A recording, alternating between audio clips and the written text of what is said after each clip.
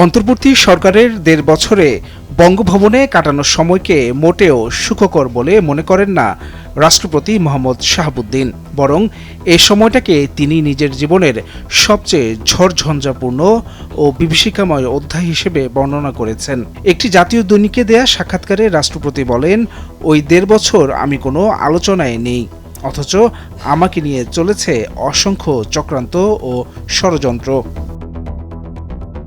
রাষ্ট্রপতির ভাষায় ওই সময় দেশের শান্তি শৃঙ্খলা ধ্বংস ও সাংবিধানিক শূন্যতা তৈরির নানা অপচেষ্টা চলেছে। এমনকি অসাংবিধানিক উপায়ে তাকে অপসারণের জন্য একের পর এক ছক আঁকা হয়। ২২ অক্টোবর ২০২৪ বঙ্গভবন ঘেরাওয়ের রাতকে রাষ্ট্রপতি স্মরণ করেন ভয়াল অভিজ্ঞতা হিসেবে। তার দাবি, ওই রাতে সংঘটিত ঘটনা ছিল পরিকল্পিত এবং ভাড়াটে লোকজন দিয়ে সংঘটিত। ৩ স্তরের নিরাপত্তা দিয়ে শেষ পর্যন্ত পরিস্থিতি নিয়ন্ত্রণে আনে সশস্ত্র বাহিনী।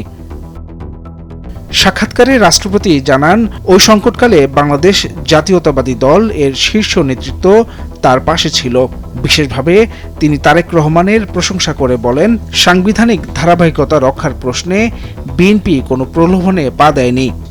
আমার দুঃসময়ে বিএনপির সহযোগিতা ছিল শতভাগ। রাষ্ট্রপতির অভিযোগ, রাজনৈতিক পর্যায়ে তাকে অপসারণে ব্যর্থ হওয়ার পর অন্তর্বর্তী সরকারের পক্ষ থেকে একজন সাবেক প্রধান বিচারপতিকে এনে অসাংবিধানিকভাবে তার জায়গায় বসানোর চেষ্টাও হয়েছিল।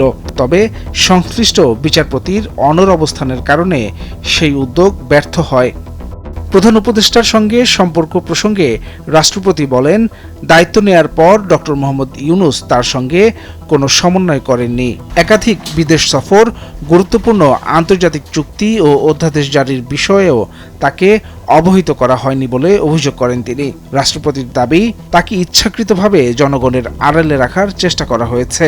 বিদেশ সফর বন্ধ, বিশ্ববিদ্যালয়ের সমাবর্তনে না যেতে দেয়া, এমনকি বিদেশি হাইকমিশনগুলো থেকে রাষ্ট্রপতির ছবি নামিয়ে দেওয়ার ঘটনাও ঘটেছে। সব প্রতিকূলতার মাঝেও তিনি দৃঢ় ছিলেন বলে জানান রাষ্ট্রপতি। তার ভাষায়, সশস্ত্র বাহিনী ও কিছু রাজনৈতিক শক্তির সমর্থনেই তাকে সাংবিধানিক অবস্থানে অবিচল থাকতে সাহস জুগিয়েছে। ডেস্ক রিপোর্ট, ভোরের কাগজ।